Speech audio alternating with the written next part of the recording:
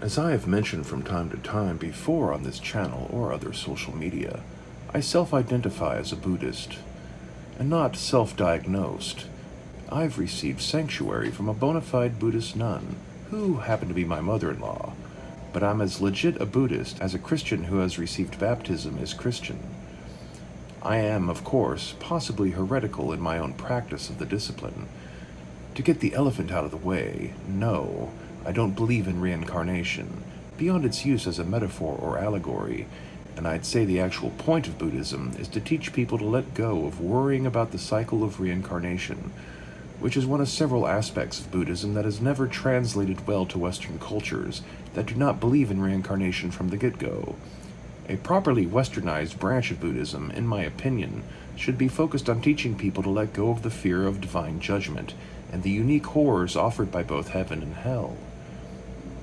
Of the established sects of Buddhist thought, I am closest to Zen, with some appreciation of tantric legendary and practice, but I've always been drawn towards the school of Zen and its overlap with Taoist philosophy, which I am more aligned with than the Shinto religion. I find Zen to be more practical in its approach to meditation, which I largely view as a form of mental make-work anyway. It is not as essential as the established traditions would have us believe. Enlightenment, true enlightenment, is rare in extremis, and most Buddhists will never achieve it. But the pursuit of enlightenment is worth it in and of itself, as it in effect serves to trick the average follower into adopting lifestyle practices that would serve them well in life anyway. Personal development through self-reflection, learning to harness and control your emotions instead of being dragged around by them, minimizing the harm one inflicts on other people and life forms, hardly a bane to forming a civil society, although I do not agree with the vegetarian aspect of Buddhism. Life eats life, and plants are alive too, so I would say the proper way to go about feeding yourself is to minimize the suffering you inflict upon the things that you eat, and to not kill for sport alone. Many Buddhist paths have focused as much on physical development as well as mental, as evidenced by numerous martial arts forms which were founded or heavily influenced by Buddhist monks. The philosophy has proven itself useful in regards to providing focus and detachment for soldiers, but Buddhism itself has never been inclined to incite war for the sake of enforcing enlightenment. There has, perhaps, been too great a focus placed on the concept of suffering, especially in how Buddhist philosophy is conveyed to non-Buddhist audiences. Everyone understands suffering. It transcends cultural barriers that may otherwise make Buddhism hard to grasp, and the goal of minimizing the suffering one inflicts in the course of their life is hard to describe as unethical. But suffering cannot be escaped, and there is a point where one can make the situation worse by focusing solely on pain avoidance and alleviation. The current, poorly translated version of Buddhism, and not in a strictly linguistic manner, as it is broadly understood and taught in America, has been too frequently described as an atheistic philosophy masquerading as a religion. But Buddhist mythology is full of spirits and gods and demons and otherworldliness. I would dare say it would be better put to describe it as Buddhism diminishes the ultimate role of the gods and the spirit hierarchy beneath them, allowing the greatest of Buddhist thinkers to become on par with the spiritual and divine, if not transcendent of them. When a Buddhist monk encounters a demon in the desert, they are not tempted by them and their false promises. No, the monk instead turns the tables on it and makes it question its own meaning and purpose, and bends the demon into service of the Buddhas. When Sun Wukong defeated all the gods in heaven, it was the Buddha alone who could break the Monkey King's ego and put him in his place to think about his actions. An allegorical fable?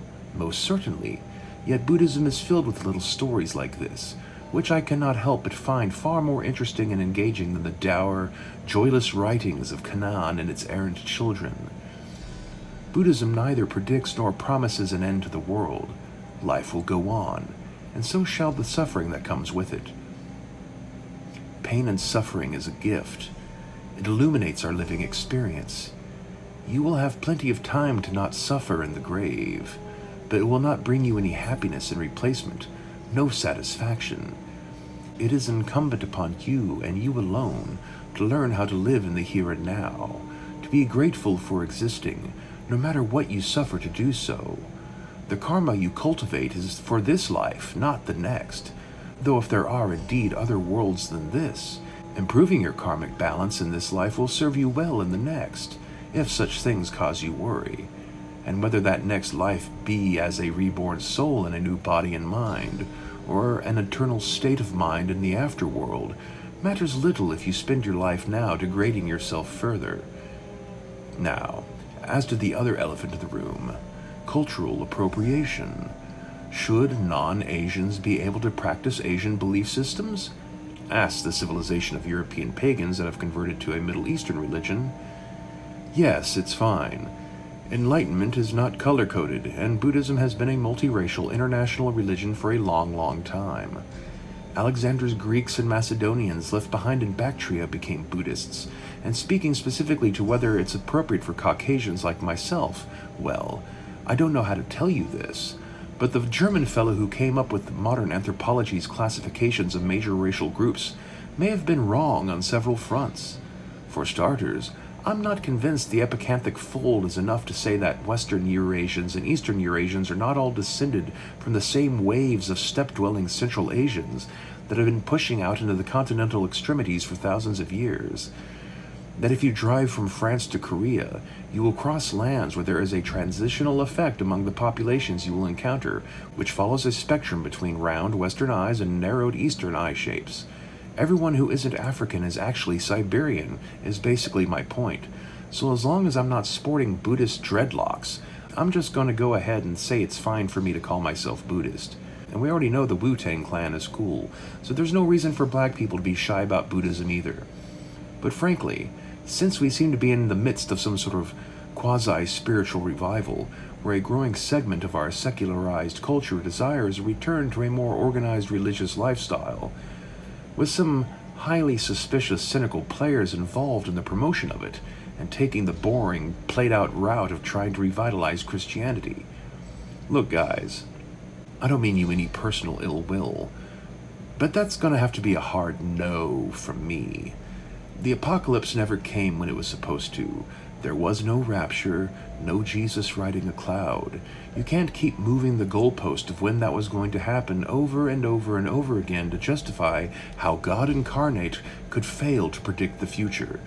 It's bad enough that you have attached Jesus' message to the Old Testament, like an anchor forever holding you in the shadow of Israel, and the paradox of being Gentiles worshiping a Jewish God. But no, you have to have these constant moral fits where people are invariably slaughtered for no good damned reason. You want to know why I believe that the story of Jesus is worth preserving? It's not because it is a legitimate testimony about the Son of the universe itself. It is because it is a warning, a dark fable about how a man was executed horribly for no good reason, and that all parties involved had their hand in his murder: his disciples, the Roman state, the establishment priesthood, and the crowd that listened to his words one day in praise, only to then let him be executed due to the whimsical and emotional and thoughtless nature of crowd dynamics. For centuries, there has been an argument over whether it was the Romans or Jews who killed Jesus, when the answer is all of the above, including those prototypical Christians among them. And so much of early Christian history, its cosmology, and philosophy can be explained by the subconscious guilt of killing some well-meaning nutter, a symbolic martyr of a whole period of religious upheaval and wannabe messiahs, killed stupidly and without just cause, and then elevated to godhood posthumously. This is all, of course, assuming that anything in the Gospels or Paul's letters can be taken as truth. And now here in the 21st century, a cynically motivated push for a generation of skeptics and non-believers to pretend to believe in order to score social points in opposition to transsexuality and multiracial considerations, over fluctuating tax margins, worried that Islam may take over and impose the very same fundamentalist rules as are found in your own Bible. Perhaps atheism did fail to provide a proper moral framework in replacement of Christian values, but it was not built for such things. Despite the desperate retorts of bad-faith Christian debaters, atheism was not lying when it said it was not a religion. It doesn't do religious things.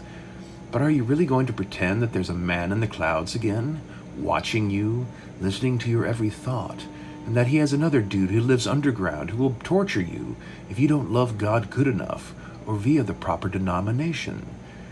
Do you yourself not see how Christianity's manifested pettiness diminishes whatever it is God may be?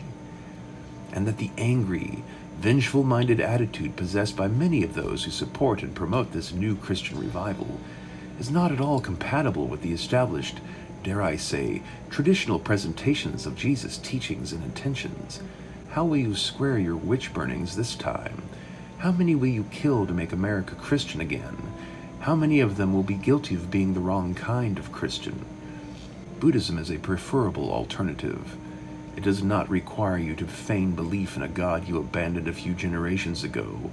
It can allow you to explore new ways of understanding God, detached from Jesus and Muhammad and Joseph Smith, if such is still of vital interest to you.